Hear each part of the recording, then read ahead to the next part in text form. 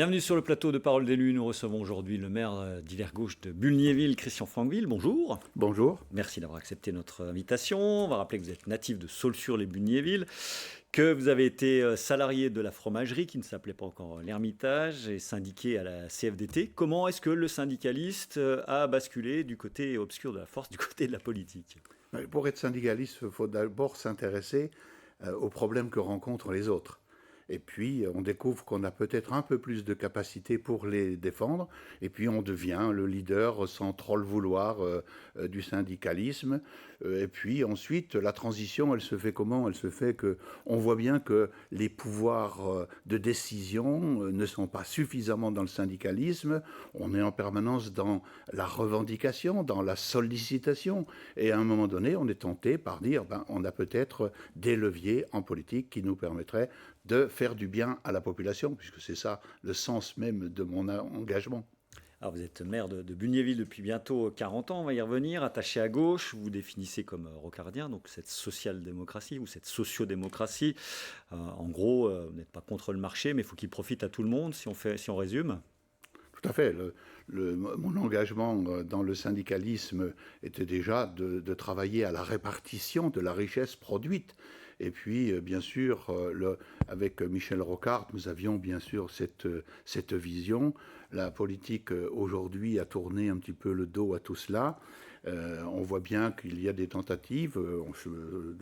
Dans la presse ce matin, je lisais encore les engagements du Premier ministre en direction de la répartition de la richesse produite. Ensuite, savoir où on met le curseur, mais ça c'est une chose très compliquée parce que toutes les entreprises ne produisent pas des richesses aussi facilement les unes que les autres. Le ruissellement, chacun l'analyse effectivement. Oui. Sur cette déliquescence de la gauche, on va parler dans un instant de la montée de l'extrême droite, y compris dans votre territoire.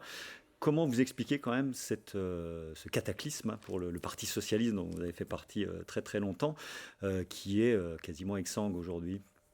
Le cataclysme, il vient tout simplement du fait que, à un moment donné, il y a eu l'exercice du pouvoir. Nous avons accueilli au Parti socialiste des personnes de différents horizons, mais aussi des opportunistes qui étaient là, qui n'ont pas hésité, aux premières tempêtes, de se retrouver dans d'autres camps. Vous parlez du président de la République, là ou... Non. Qui n'a jamais été socialiste, mais qui était... Oui, moi j'observe des ministres, ou des collègues que j'avais sur les bancs de l'Assemblée nationale qui se sont précipités dès le premier gouvernement chez Macron. Donc ça, c'est pas du tout mon style.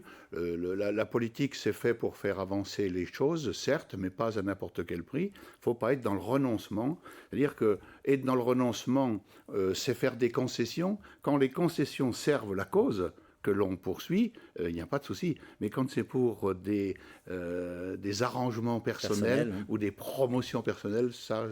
Est-ce que l'entente de la gauche, telle qu'on l'a vu lors des dernières élections au sein de la NUPES, est-ce que c'est une piste qu'il faut explorer et continuer d'explorer, ou est-ce que chacun chez soi ?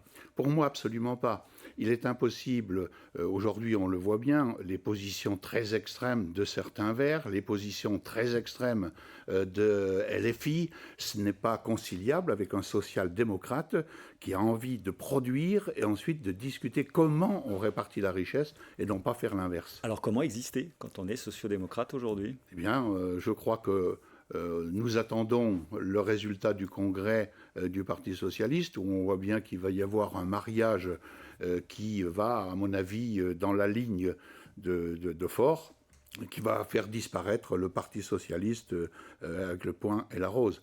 Donc nous travaillons avec d'autres, toujours à d'autres alternatives. Nous ne lâcherons rien.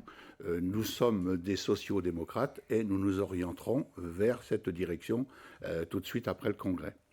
Un mot comme nous le faisons toujours sur vos indemnités, peu ou prou 2 000 € en tant que maire, 300 € annuels en tant que vice-président du syndicat des eaux. Votre point de vue sur ces montants et ce qu'on appelle le statut de l'élu aujourd'hui, indispensable évidemment, sinon il n'y aurait pas de candidat, il n'y aurait personne en face de moi à cette heure-ci. Oui. Vous voyez, lorsque j'ai été élu maire la première fois, c'était à peu près 200 francs par mois. Donc vous voyez, il y a eu un chemin de parcouru et je pense que c'est bien parce que le but, c'est de permettre à tout le monde de faire de la politique ou de gérer la collectivité publique.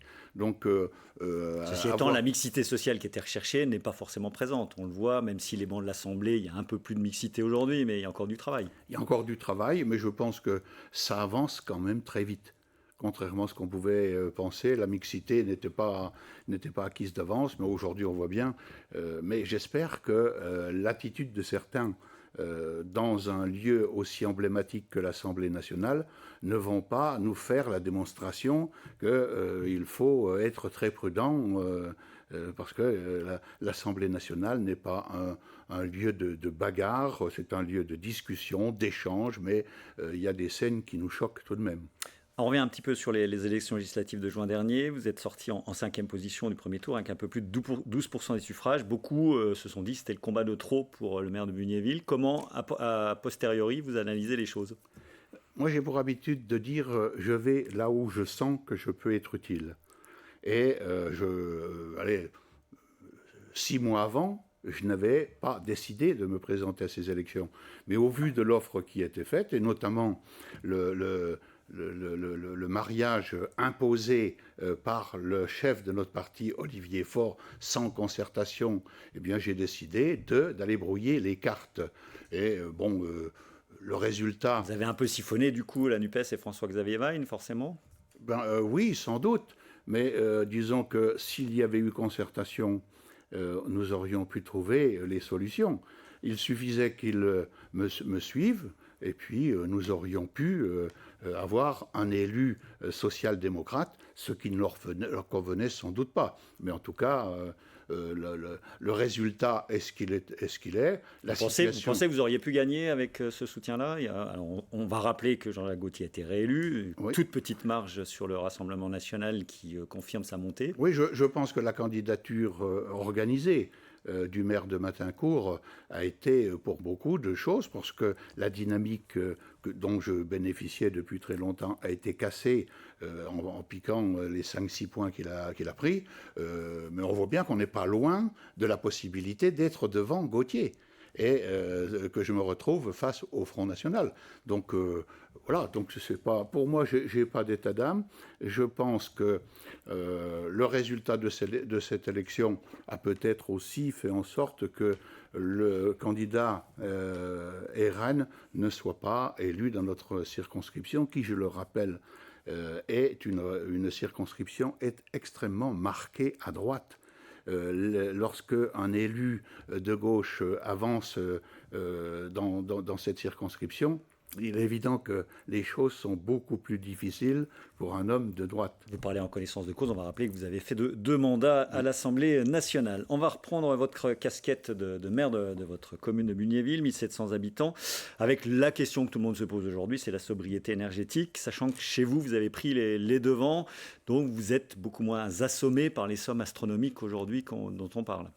La sobriété énergétique, c'est aussi bien une protection de l'environnement et c'est aussi le pouvoir d'achat. Alors le pouvoir d'achat des Français, mais aussi le pouvoir d'achat des communes qui se trouvent confrontées à des augmentations exponentielles au niveau de l'énergie.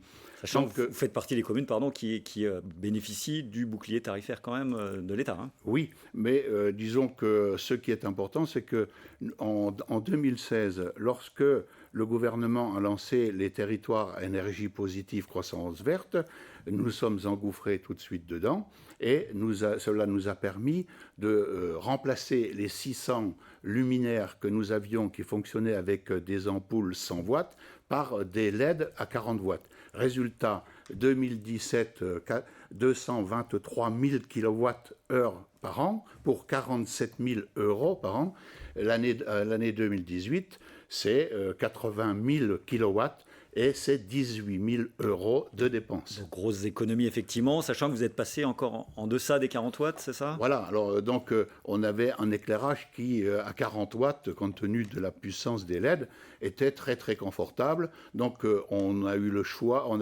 Certains nous disaient il faut couper l'éclairage après 22 heures. Pour des raisons de sécurité, nous n'avons pas pris cette direction. Nous avons choisi de dire les 40 watts, on peut encore faire des essais, les abaisser. Donc on vient de baisser encore de 60%, ce qui fait que les 80 000 kilowatts an, on sera à 32 000 kilowatts, c'est-à-dire une facture d'électricité qui était à 48 000, qui est passée à 18 000 et aujourd'hui va passer à 8 000 euros par an. Et les Bunyavillois ne se plaignent pas du tout Non, justement, certains nous avaient interpellés en nous disant pourquoi vous ne faites pas après 22 heures. Eh bien, ils ont la réponse aujourd'hui. Nous avons abaissé sans prendre des risques de mettre en cause la sécurité publique. Allez, il nous reste un peu plus de 2 minutes. L'eau est évidemment un sujet majeur dans la plaine. Vous le savez bien avec le schéma sur la nappe GTI qui contraint tout le monde à moins consommer, les particuliers, les communes et les industriels Nestlé et l'Hermitage. Les associations ont fait reculer le projet de la préfecture, on se souvient des fameux pipelines. Votre point de vue aujourd'hui, Christian Franqueville, sur ce dossier extrêmement clivant entre emploi et préservation de l'environnement? Je n'ai pas changé de position. Je sais que c'est difficile à entendre pour certains. Pour moi, l'eau, bien sûr, c'est d'abord pour les êtres humains, mais lorsque l'on met en bouteille, c'est de l'économie. Je pense que les deux sont conciliables.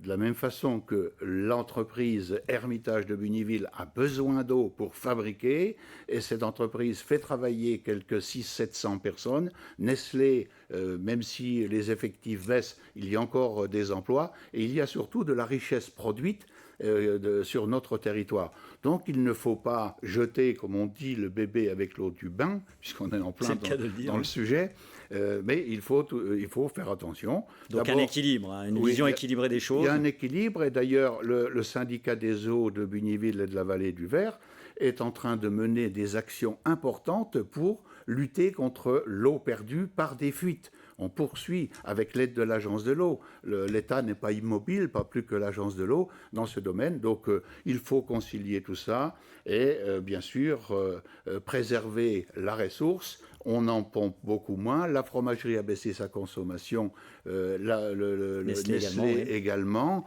Donc, essayons d'être des observateurs attentifs et respectueux de l'environnement, mais aussi de l'économie. Parce qu'une terre sans travail, et une terre, c'est une terre sans homme. On ne vit pas sans travail. Et chez vous, vous avez deux grosses entreprises, l'Hermitage évidemment et Peaswich. Dernier mot sur la communauté de communes. Vous avez présidé la communauté de communes entre Saint-Ouen et Bassigny. Aujourd'hui, c'est la communauté de communes Terre d'Eau qui trouve assez peu grâce à vos yeux. Vous trouvez que c'est de l'inertie, c'est ça? Disons que cette communauté de communes, non seulement que je l'ai présidée, mais je l'ai créée de toutes pièces. Donc, mais les adversaires politiques n'ont eu de cesse que de trouver une faille pour prendre ou me faire chuter par rapport à des orientations, des besoins politiques. Et donc, c'est une stratégie. Elle a abouti par des trahisons, c'est souvent le cas. On en parlait en politique, c'est malheureusement trop souvent le cas. Donc aujourd'hui, la communauté de communes, et c'est pas de mes dires, c'est la communauté de communes des Vosges qui avance le moins, qui a le plus de retard, parce que on voit bien que y a ceux qui concilier les intérêts des uns et des autres a l'air compliqué chez vous. Il y a ceux qui sont censés diriger et ceux qui dirigent par derrière. Très bien, ça sera le mot de la fin. Merci Christian Franqueville, maire de Bunnyville. Vous allez prochainement fêter vos 40 ans d'écharpe tricolore, on le rappelle. On se retrouve pour ce qui nous concerne la semaine prochaine pour un nouvel entretien politique.